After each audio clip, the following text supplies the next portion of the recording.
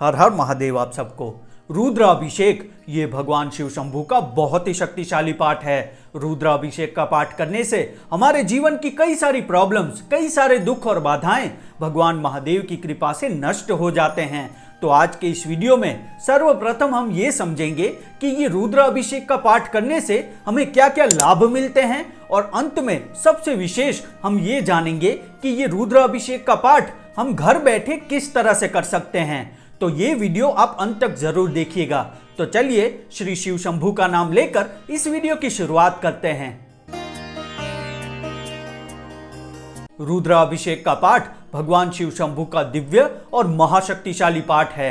रुद्राभिषेक का अर्थ होता है भगवान शिव का जो निराकार स्वरूप है, यानी कि शिवलिंग, उस पर अलग अलग द्रव्यों, अलग अलग पुष्पों तथा अलग अलग चीजों से अभिषेकम करना। तो सबसे पहले हम इस रुद्राभिषेक के दिव्य पाठ के लाभ के बारे में जानते हैं। तो सबसे पहला लाभ तो यही है कि रुद्राभिषेक का पाठ जब हम करते हैं अपने घर में, तो घर का वातावरण एकदम पॉजिटिव हो जाता है, यानी कि सारी नकारात्मकता घर से दूर हो जाती है। दूसरा लाभ यह है कि रुद्राभिषेक का पाठ करने से काल सर्प दोष से भी मुक्ति हो जाती है।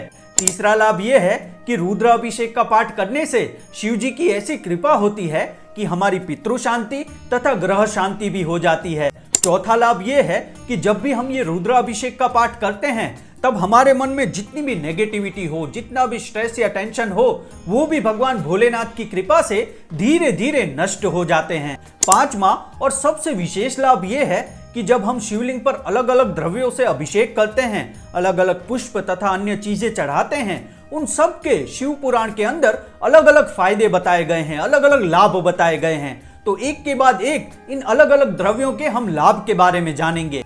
तो गंगा जल से शुरू करते हैं। शिवलिंग पर गंगा जल का अभिषेक करने से हमें भोग और मोक्ष दोनों की प्राप्ति हो जाती है। शिवलिंग पर दूध का अभिषेक करने से घर में जितनी भी अशांति हो, जितने भी कलेश हो रहे हो, वो भगवान भोलेनाथ की कृपा से धीरे धीरे सब कुछ ठीक होने लगता है तथा घर में शांति का वातावरण बन जाता है। शिवलिंग पर घी का अभिषेक करने से भगवान शिव की ऐसी कृपा मिलती है कि हमारा शरीर निरोगी रहता है। शिवलिंग पर शहद चढ़ाने से हमारे शरीर का बड़े से बड़ा रोग भी शिव जी की कृपा से नष्ट हो जाता है। शिवलिंग पर दही का अभिषेक करने से हमारा जीवन सर्वदा सुखी और संपन्न बन जाता है। तो ये तो हो गई शिवलिंग पर 5 अलग अलग द्रव्य, यानी कि जिससे पंचामृत बनता है, उसे चढ़ाने के लाभ की बात। अब हम ये जानते हैं कि शिवलिंग पर अलग अलग पुष्प, अलग अलग चीजें चढ़ाने से हमें क्या लाभ मिलते हैं। तो सबसे पहले आता है बिल्व पत्र।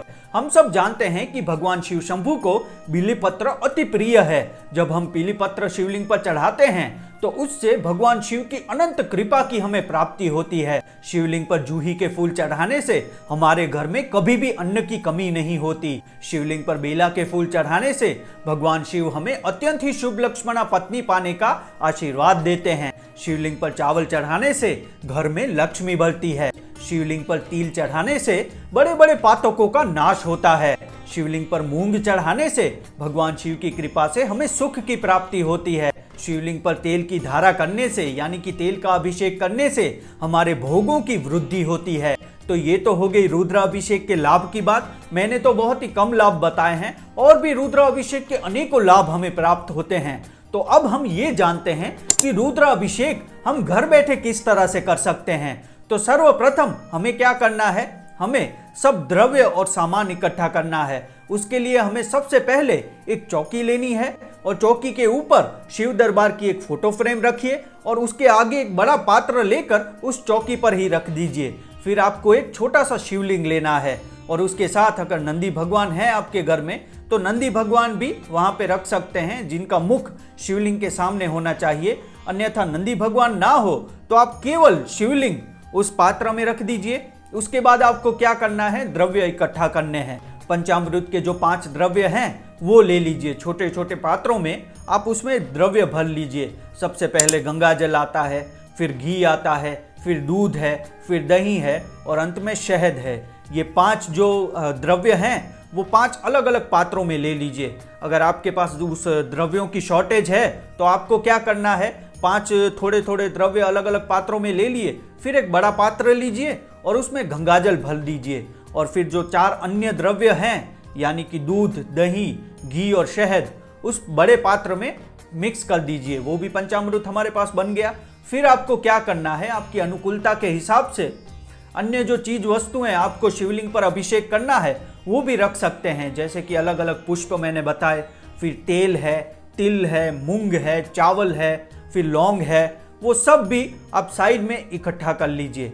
अब आपको क्या करना है, रुद्राभिषेक का जो पाठ है वो आपको मैं स्क्रीन पर ये दिखा दूंगा, ये आपकी स्क्रीन पर आ रहा होगा। ये पाठ की आप एक स्क्रीनशॉट लेके जेरॉक्स कॉपी करा लीजिए। ये पाठ बहुत ही छोटा है, 3 से 5 मिनट, धीरे धीरे पढ़ेंगे तो भी 3 से 5 मिनट लगेंगे हमको। इस पाठ की आपने फोटोकॉपी ले ली।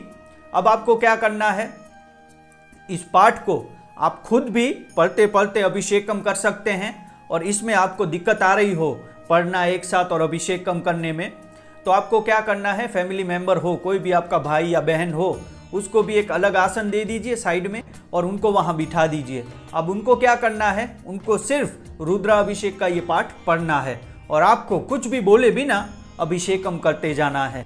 अब अभिषेकम किस तरह करना है, तो सबसे पहले पंचामृत आते हैं, जैसे कि गंगाजल आ गया, घी आ गया, दूध आ गया, दही आ गया, शहद आ गया, ये सब 5 जो द्रव्य हैं उससे अभिषेकम करना है। फिर अन्य चीज़ें रखी है, बिलीपत्र है, अन्य पुष्प है, तिल है, तेल है, चावल, मूंग, ये सब रखे हैं, उससे थोड़ा थोड़ा अभिषेकम करते जाना है। और ये अन्य चीज़ें का भी अभिषेकम कर लिया, फिर से आपको पंचामृत से शुरुआत कर देनी है। इस तरह आपको अभिषेकम करना है। अब वो पंचामृत के जो चीज़ें हैं वो छोटे छोटे पात्रों में आपने भरी है, आपके पास ज़्यादा हो तो कोई दिक्कत नहीं, अगर आपके पास कम हो तो मैंने आपको जो बताया, बड़े पात्र में गंगाजल भर के वो 4 चीज़ें मिक्स कर दीजिए, पंचामृत बना लीजिए, तो फिर उस 4 पात्रों में से अभिषेकम करने की ज़रूरत नहीं है। फिर आपको क्या करना है, एक बार ही उन 4 पात्रों में से अलग अलग करके अभिषेकम कर दीजिए। फिर वो जो बड़ा पात्र है उसमें से ही अभिषेकम कीजिए, फिर अन्य चीज़ें, पुष्प आदि, तेल है, तिल है, वो चढ़ाते जाइए। आप खुद भी पढ़ के कर सकते हैं, अथवा आपका भाई या बहन हो वो भी आपके साइड से वो पाठ पढ़ेगा या पढ़ेगी, आपको अभिषेकम करते जाना है। अब हम ये जब संकल्प लेते हैं तो भगवान शिव को नमन कर लीजिए। फिर जितने भी आपको पाठ करने हैं, कई लोग 1 बार करते हैं, फिर 5 बार हो, 7 बार हो, 11, 21, जितने भी आपको पाठ करने हैं उसका शिव भगवान को कहना है कि मैं रुद्री का इतने पाठ कर रहा हूँ। कोई भी आपकी समस्या हो, कोई भी बाधा हो या कोई भी इच्छा हो, वो शिव जी के चरणों में रख दीजिए। फिर इस पाठ को शुरू कर दीजिए और मैंने जो पद्धति बताई, जो विधि बताई, उस हिसाब से आप अभिषेकम कीजिए। फिर ये सब पूर्ण हो जाए उसके बाद आपको क्या करना है, एक दीपक प्रज्वलित करके शिव दरबार है, शिवलिंग है, उनकी आरती करनी है। और इस तरह से ये रुद्राभिषेक का पाठ जो है वो पूर्ण होता है। फिर दूसरे भी कोई फैमिली मेंबर्स हैं उनको करना है तो आप वहाँ पे चले जाइए, उनको बोलिए आपकी जगह पे आ जाए, उनकी तरफ से आप पढ़िए और ये अभिषेक करते जाएंगे। ऐसे पूरी फैमिली भी कर सकते हैं, आप भी कर सकते हैं, हर कोई ये रुद्राभिषेक कर सकता है। अभी आपने ये विधि जानी तो अभी आप भी यही सोच रहे होंगे कि ये विधि बहुत ही आसान है और घर बैठे भी बहुत ही कम खर्चे में हम रुद्राभिषेक खुद से भी कर सकते हैं। मैं भी घर पे ऐसे ही खुद से ही करता हूँ और भगवान शिव की भी अनंत कृपा भी आपको प्राप्त होगी और आपके जो भी प्रॉब्लम्स है, कई सारी बाधाएं हैं, दुख हैं, वो भी भोलेनाथ की कृपा से धीरे धीरे नष्ट हो जाएंगे। तो ये थे रुद्राभिषेक के दिव्य पाठ के लाभ तथा उसके नियम और विधि, जो आप घर बैठे आसानी से कर सकते हैं। तो फिर से मिलते हैं सनातन धर्म की ऐसी ही अमूल्य जानकारी के साथ, ऐसे ही पाठ और नियम और विधि के साथ। तब तक अगर आप मेरे चैनल पर नए हैं तो चैनल को सब्सक्राइब करके बेल आइकन जरूर दबा दीजिएगा, ताकि आने वाली वीडियो की नोटिफिकेशन आप तक जल्द से जल्द पहुंचती रहे। तब तक आप सबको हर हर महादेव।